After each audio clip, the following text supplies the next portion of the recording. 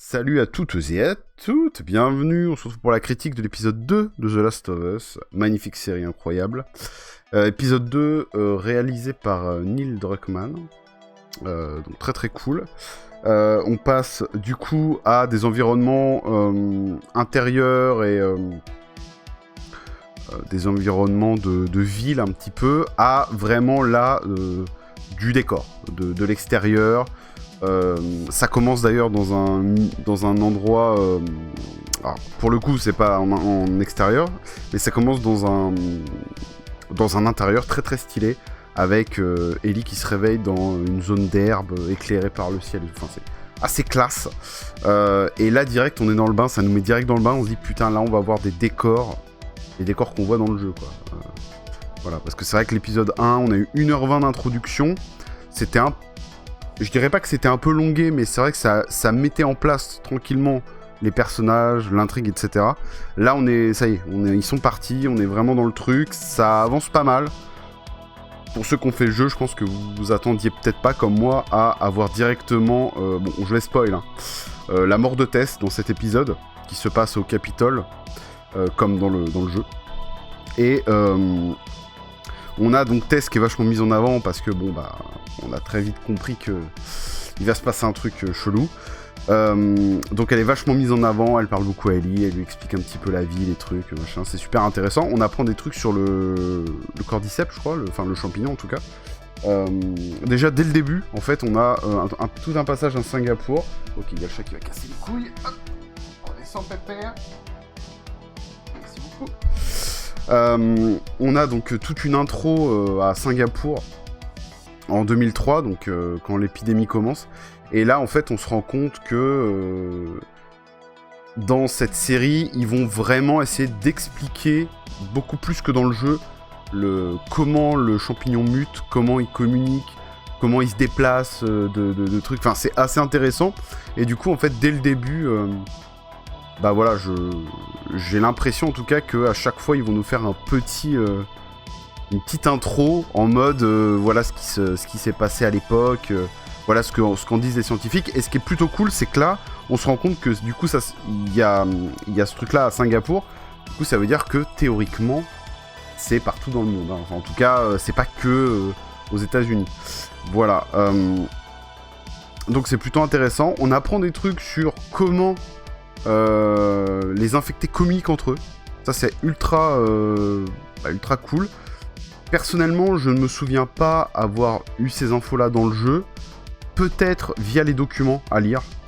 Mais je vous avoue que voilà, les documents, je les avais lus là, à ma première run en 2013. Et à chaque fois que je refais le jeu maintenant, bon, je m'en branle un peu, quoi. C'est bon, je mets ça au fond du sac et puis on s'en branle. Donc, peut-être que tout est expliqué dans les documents. Mais en tout cas, voilà, c'est plutôt cool de pointer un petit peu ces infos-là, surtout que, du coup, ça apporte un petit plus à la série. C'est-à-dire que vraiment, on a des informations que, en tout cas, moi, je n'avais pas vues dans le jeu, ou je me souviens pas.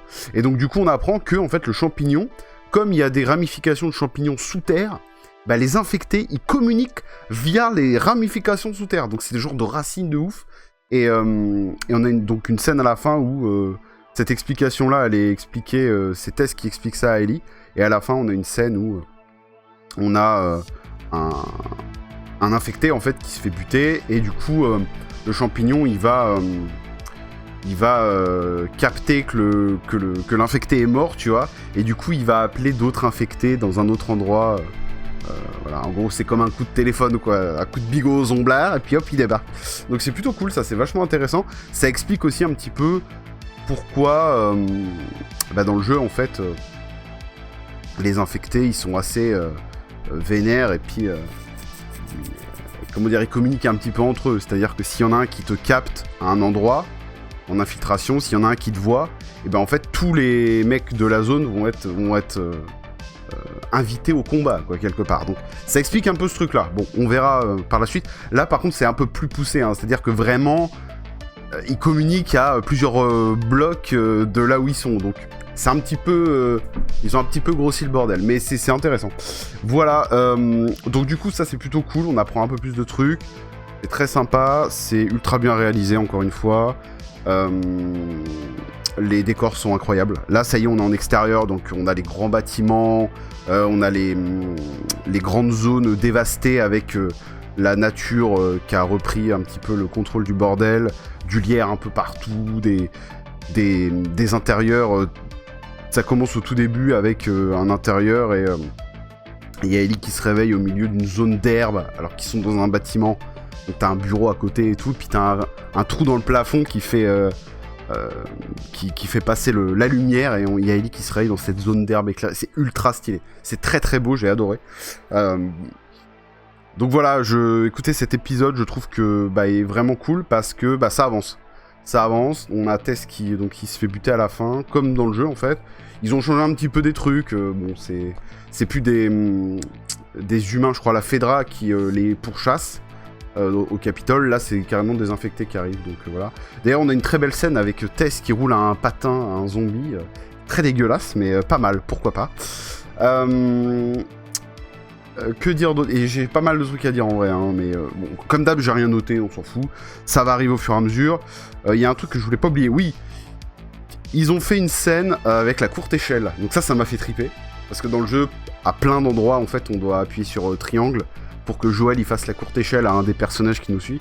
Et là, on a une scène de courte échelle, donc ça, j'ai trouvé, bon, bravo les mecs, c'est très très cool. On a du coup Ellie qui est un peu moins bourrine, ça y est. Elle a un peu encore de répondants et tout, mais je trouve que là, elle devient un peu plus sympa. Joël aussi. Donc ça fait plaisir. Il a un petit peu d'empathie un peu pour elle et il lui répond à ses questions, etc. Donc c'est plutôt intéressant. Il y a une scène que j'ai adorée. Pour moi, c'est du Ellie tout craché. C'est-à-dire que c'est vraiment ce qu'elle aurait fait dans le jeu. D'ailleurs, je me demande si elle le fait pas dans le jeu. Je crois pas qu'il y ait une scène dans un hôtel comme ça, mais en gros on a une scène où elle arrive dans un hôtel, donc voilà, ils arrivent dans un hôtel qui est un peu inondé et tout. Alors j'ai cru qu'ils allaient nous faire le coup de la palette, parce qu'ils disent je sais pas nager machin. Bon, fort heureusement ils ont tous pied dans la flotte, donc il n'y a pas besoin de ça, mais franchement j'ai trop hâte qu'il y ait une palette, parce que c'est chef-d'œuvre absolu. Et du coup en fait elle va à la réception de l'hôtel, et puis elle sonne à la cloche, et puis elle dit bonjour, je voudrais une chambre, amener mes bagages et tout, et elle commence à pousser le truc de bagages, enfin c'est vraiment Ellie quoi, genre quand tu joues à Last of Us, toi t'es avec Joël, tu lootes comme un porc, et t'as des interactions où Ellie va des fois aller à des endroits et faire une interaction avec un truc, et c'est vraiment ça quoi. Donc ça j'ai adoré, pour moi c'est un énorme clin d'œil au jeu, et encore une fois, Bella Ramsey, incroyable, pour moi c'est vraiment Ellie, voilà, c'est vraiment Ellie. Là, il n'y a pas de doute là-dessus. Chapeau bas. Pedro Pascal, en fait, c'est pareil. Genre, il y a quelques scènes où vraiment, je me suis dit, putain, c'est Joël. Il y a quelques scènes où, quand je le voyais, j'ai dit, mais on dirait vraiment Joël, quoi. Il y a un truc dans le regard. C'est assez fou, quoi. C'est assez dingue. Pourtant, le mec ressemble pas du tout à Joël, hein, mais il y avait un truc dans le regard, donc très, très stylé. Évidemment, on voit des claqueurs. Je dirais que c'est peut-être le truc que j'ai moins aimé dans l'épisode. La scène est très cool, la scène du musée, hein, qui est dans le jeu aussi. Un peu moins longue que dans le jeu. Mais voilà, il parle un peu de certains infectés. À un moment, il parle des colosses. Ils disent pas les colosses, mais ils disent des infectés qui balancent du sport et tout, des sports à la gueule des gens. Voilà, donc j'ai hâte de les voir, parce qu'évidemment, ils vont les introduire, clairement. Du coup, les claqueurs, en fait, j'ai trouvé... Alors, les scènes où on les voit arriver en fond, en flou et tout, on les entend juste au début et tout, très très stylé. Vraiment chef-d'œuvre absolu, j'ai adoré. Par contre, j'ai trouvé qu'ils faisaient trop fake. Les plans où on les voit pleine face et tout, j'ai trouvé... On en voit deux, vraiment... On voit vraiment leur gueule avec le champlard dans la gueule et tout. Je sais pas, j'ai trouvé que ça faisait ultra fake. Ça faisait masque de la foire fouille un peu. Donc je sais pas, est-ce que c'est les couleurs du champignon qui sont pas assez... Enfin voilà, je sais pas, les couleurs étaient trop vives ou quoi, il y a un truc, vraiment, je trouvais que ça faisait vraiment papier mâché. Mais voilà, et bon, la scène avec les claqueurs était sympatoche, un peu longue. Par contre, un peu longue, tu te dis bon, foutez-leur un headshot ou un coup de surin, quoi, on a compris. Bon voilà, mais sympatoche, et j'attends de voir un peu par la suite, évidemment, Mais je me dis que, en fait, je pense qu'il y a plusieurs styles de claqueurs et que peut-être que après les autres qu'on verra seront un peu moins fake. Mais ouais, je sais pas, j'ai trouvé qu'il y a un truc dans la couleur qui faisait vraiment faux, donc à voir par la suite. Voilà, écoutez, j'ai bien aimé. Alors déjà, j'ai bien aimé cet épisode parce que j'ai adoré Tess. J'ai adoré en fait J'ai adoré Tess en fait tout simplement dans cet épisode. Et c'est pour ça que je disais que ça se sentait un petit peu que il allait lui arriver un truc à la fin, parce que elle est vraiment vachement mise en avant, je trouve. Et en fait, elle raconte plein de trucs à Ellie, elle lui demande des trucs et tout. Et on a donc un moment où on a un peu du passé d'Ellie, donc ce qui se passe dans le DLC, où elle lui demande comment elle a été mordue, à quel endroit, si elle était seule ou avec une amie, etc. Donc, ou son petit copain et machin. Bref, évidemment, elle dit qu'elle était seule et tout, mais je pense que plus tard, on aura un peu des révélations par rapport à Riley ou Ridley, je sais plus comment elle s'appelle, sa pote là. Voilà, écoutez, je pense que j'ai fait le tour. Il y a une scène à la fin, à la toute fin, quand Tess inonde le truc d'essence à la fin, le Capitole. À un moment, on voit un mec au sol et il le retourne, et donc c'est un mec qui est mort. Et je me demande si c'est pas Neil Druckmann. Il a un peu les cheveux un peu frisés, il a une beubare. Monsieur, on dirait lui. Donc est-ce qu'il se serait pas mis là pour... Voilà, je sais pas, dites-moi ce que vous en pensez. En vrai, bon, j'ai regardé un peu sur internet vite fait avant de faire la critique et j'ai pas vu grand monde parler de ça, donc je ne sais pas. Je ne sais pas. Voilà, donc globalement, écoutez, toujours aussi bien.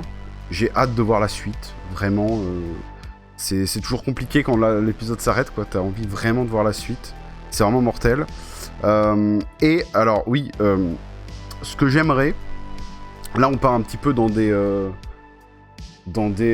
pas des théories, mais des trucs en tout cas que j'aimerais bien voir. Je sais pas ce que vous en pensez, n'hésitez pas dans les coms à me dire comment vous voulez voir cette série évoluer. Moi, ce que j'aimerais beaucoup, c'est... alors peut-être pas toute la saison 1, quoique il y a quand même pas mal de trucs. Donc, à mon avis, ce sera la saison 1, mais je me suis dit, imaginez, toute la saison 1, on a en fait l'histoire du premier jeu. Et en fait, à la fin de la saison 1, on a genre un petit cliffhanger ou quoi sur la saison 2. Et la saison 2, ça se passera juste après le jeu. Ça serait fou. Ça serait fou parce que, bah en fait, il y a énormément de trucs à raconter, je pense, entre Last of Us Part 1 et Part 2. Donc, ça serait mortel, c'est un truc que je kifferais.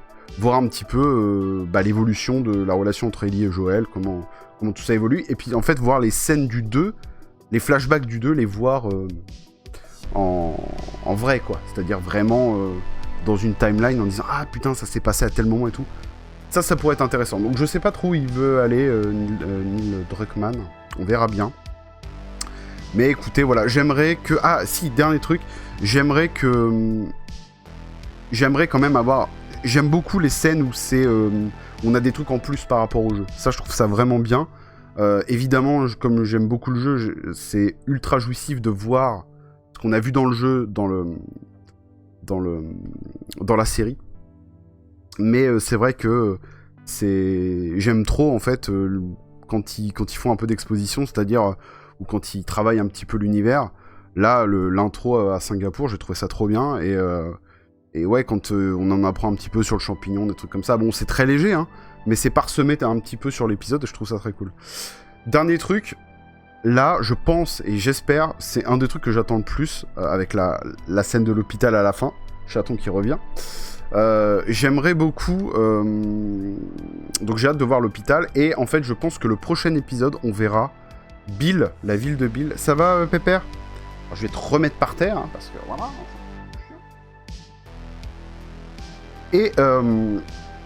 Et en fait, là, ils disent il faudrait aller voir Bill et Frank. Et en fait... Alors, il me semble qu'il y avait une théorie... Alors, je sais plus où j'ai vu ça... Comme quoi Bill est gay en fait. Donc, à voir si du coup Frank, c'est pas son pote. Parce que je sais que dans le jeu, en fait, il y a un mec qui est ultra proche de lui, mais on apprend en fait quand on arrive qu'il est dead. Et je me demande si c'était pas son mec. Donc voilà, on verra là ce qu'ils vont nous proposer dans le prochain épisode. Je pense que du coup on verra Bill et j'ai vraiment hâte de voir la ville de Bill, les pièges, Bill et tout, voir un petit peu l'acteur, comment... surtout les interactions avec Ellie, parce que je sais qu'elle arrête pas de le clasher dans le jeu, ça va être très drôle, je pense. Mais voilà, du coup, est-ce que du coup Frank c'est ce mec-là, parce que je me souviens plus de son nom. Est-ce que c'est ce mec-là? Est-ce que du coup là il sera en vie? Ou est-ce qu'il sera mort comme dans le jeu, etc. Bref, on verra tout ça. Mais du coup voilà, j'ai vraiment hâte de voir ça, la scène de l'hôpital. En fait, je me rends compte au final, je vous dis, il y a ces deux scènes que j'ai envie de voir, mais en vrai j'ai envie de voir tout, quoi. Même la scène avec Sam et son frère là. Bref, voilà, je pense que ça va être assez incroyable. Oh, je viens de penser à une scène, les gars. La scène de fin avec le... Pas de fin, mais la scène où Ellie se fait kidnapper, là. Dans le restaurant en feu, là, avec le mec qui veut plus ou moins la lévi. Oh, ça va être chaud. Voilà, bref, en tout cas, encore une fois, incroyable. J'ai adoré, chef-d'œuvre de ouf. C'est du 20 sur 20. Pour moi, il n'y a aucun défaut. Je suis de plus en plus hype. J'aime de plus en plus cette série. Donc voilà, j'ai vraiment hâte de voir la suite la semaine prochaine. Du coup, bah, écoutez, j'espère que ça vous aura plu cette petite vidéo. Et Chaton qui revient. La bise à tous. Je vous souhaite une très très bonne journée, soirée. Je ne sais pas quand je posterai cette vidéo. Peut-être mardi. Donc ouais, demain, ça devrait le faire. La bise. Et puis, on se retrouve la semaine prochaine pour l'épisode 3. Allez, au revoir!